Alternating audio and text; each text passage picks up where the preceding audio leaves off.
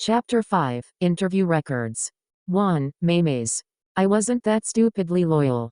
The sufferings from my early years taught me a bit of slyness. Being observant was the only method for survival under the abuse of the Chen family's mother and son. When I first got to the Li family, I felt like I had arrived in heaven. No one beat or scolded me. I didn't have to do housework. I could eat till I was full. There were new clothes to wear every night. I could only fall asleep when I really couldn't keep awake anymore, afraid that it would all be a dream when I woke up and I would have returned to that scary Chen family again. Every night, before I slept, I would pray to God, as long as you let me stay in this family, I will be the best person ever.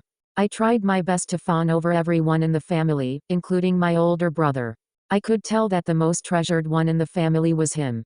I placed fawning over him in the first place. As long as I had him in hand, then I had hoped to always stay in the family. Perhaps, in the first 10 years of my life, I bore all the hardships of my life. Once I got to this family, hardships never came to find me again. Such luck. To allow me to come by such a grandma, dad and mom. They used to love to wear down the vulgar marks in my life and let me discover that I could be such a capable child. Luck within luck. To allow me to come by such an older brother. For this reason, I don't hesitate to thank Chen Yongkang. Thank him for giving me the chance to be rescued by Jeje from that swamp. At first, the adoration I had for Jeje was a bit feigned and was only to fawn over him. But Jeje was the type to have an extreme sense of responsibility. Whatever expectations you had of him, he would not let you down. What a pity that dad, mom, and them didn't see this special quality of his and always treated him as a bad child, causing him to be pushed farther and farther away onto a devious path. I often think, perhaps the heavens brought me up for him. Only I could see that special quality of his. People often say that a woman is like a good school. If you've taught before, then you're bound to understand that what a teacher faces can shape the mind of a talent. Of course, I couldn't let him off. Do you want to know how I molded him? It was really easy. I only had to worship him like a hero and he became my hero. Many once asked me whether I was with Jeje to repay his kindness. Even Jeje had asked a similar question himself. I answered no. Even though it had an element of repayment, it only played a role in the beginning, pulling the two of us together.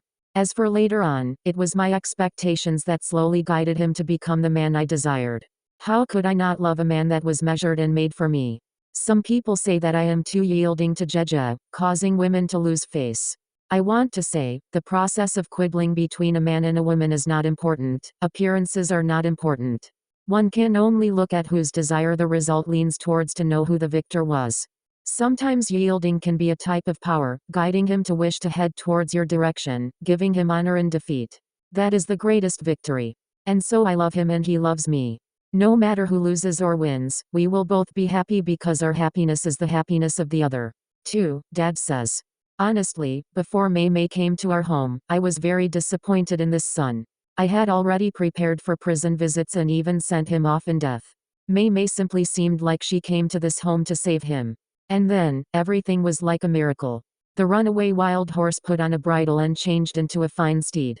First, my son tested into a famous middle school.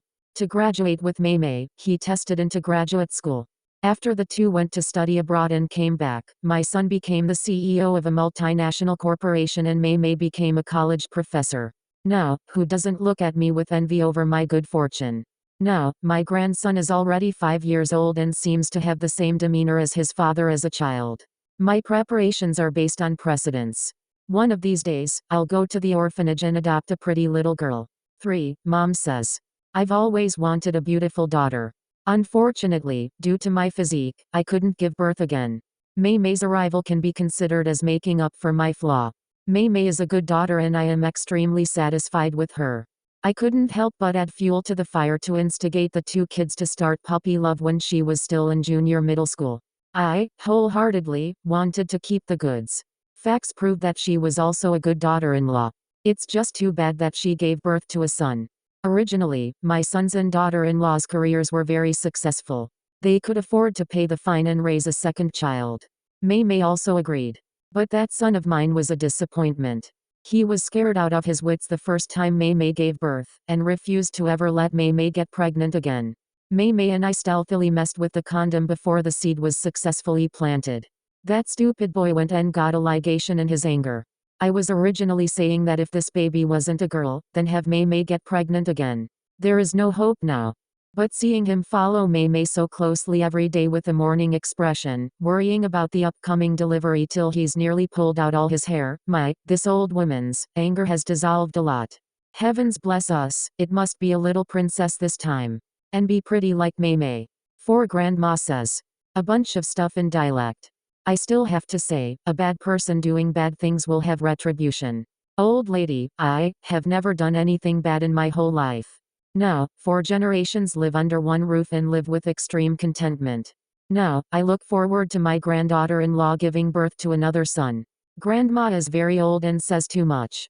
The translator has already been sent to the hospital for emergency treatment from exhaustion. So what comes after can only rely on everyone's imagination. End of story.